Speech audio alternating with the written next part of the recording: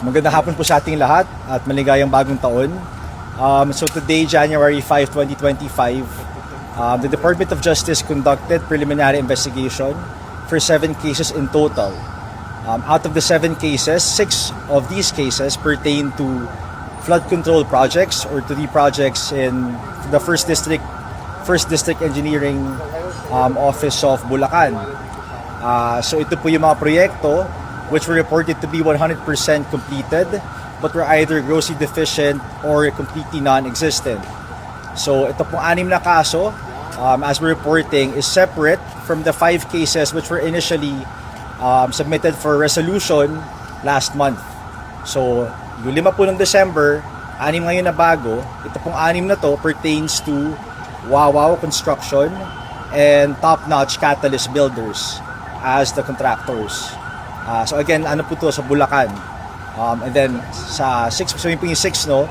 Then we have 1 additional case for plunder, specifically against former Ako Bicol Representative Elizalde Co. So all these are undergoing preliminary investigation. Hindi po pare-pareho yung timeline ng PI sa mga kaso na to. Because some today, for the reception of the complaint and the evidence, some are for the submission of counter affidavits because na-receive na previously yung complaints and evidence last month. So as you had noticed earlier, dumating po dito si Senator Bong Revilla or former Senator Bong Revilla and si Senator Joel Villanueva. Ang kaso po nila ay separate, hindi po sa isang kaso, but they do form part of the respondents in the 6 cases I just mentioned pertaining to Wawaw and Top Notch. So yun po yung updates today. We just want to give that update to the public. We'll be giving the further updates this week actually as the developments progress. So in all 6, parehong may Revilla and Villanueva, sir? Hindi po. So 6 po yan. Si Senator Bong Revilla in these 6 cases, sa respondent na po siya sa isa. Okay, tapos si Senator Joel Villanueva is also a respondent in another case in 1 of the 6 cases. Okay.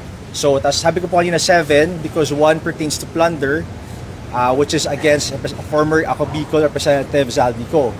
Doon po sa 6 na yon, the charges are multiple.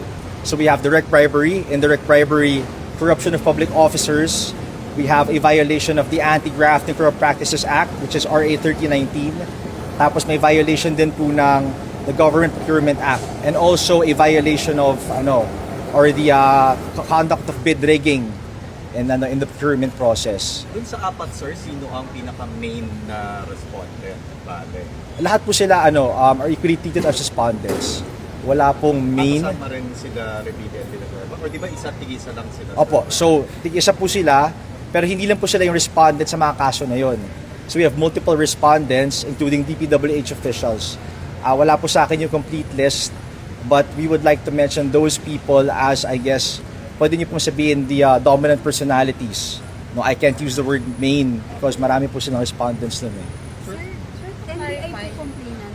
Diba sir, Yeah. may parang 11 na tayo na total before, nadagdagan na po yun. 11 po before. From the ombudsman. No, we have 5 po. So we 5 plus 6. And then 5 were referred back to the ombudsman.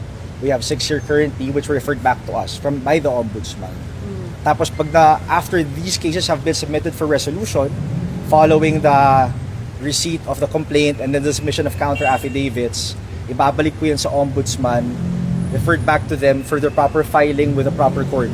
And yes, ma'am, tama, NBI ang complainant. Sa lahat sir. Yes. Sir, si Iko, paano yung nangyari? May lawyer siya? Ano po yung nangyari pertaining to his case?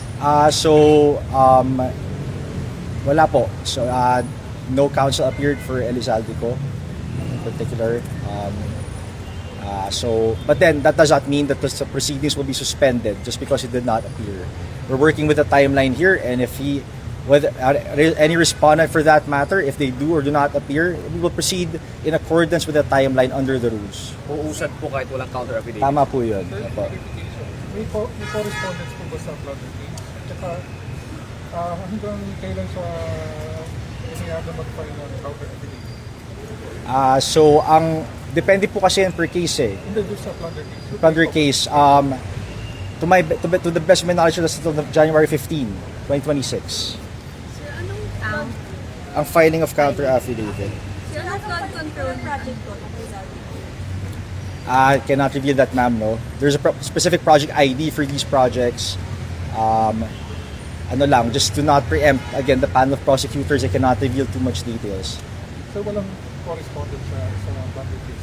Meron po. May mga, kasi there's an allegation of conspiracy. Of course, the act of plunder could not have been committed by one individual alone. Of course, necessarily, may makasama siya dyan. Lawmakers din, sir. Opo, iba-iba. Bureaucrats, lawmakers as well.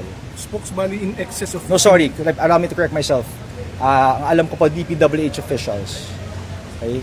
As to the complete list, hindi ko pala. Sir, I cannot say for certain right now, ma'am. spokesman in excess of 50 million yung involved na amount kasi plunder? Ano ba? Yes. So, pero may ballpark figure ba sir kung how much yung contract? I cannot disclose. Okay, sige po. Thank you, sir.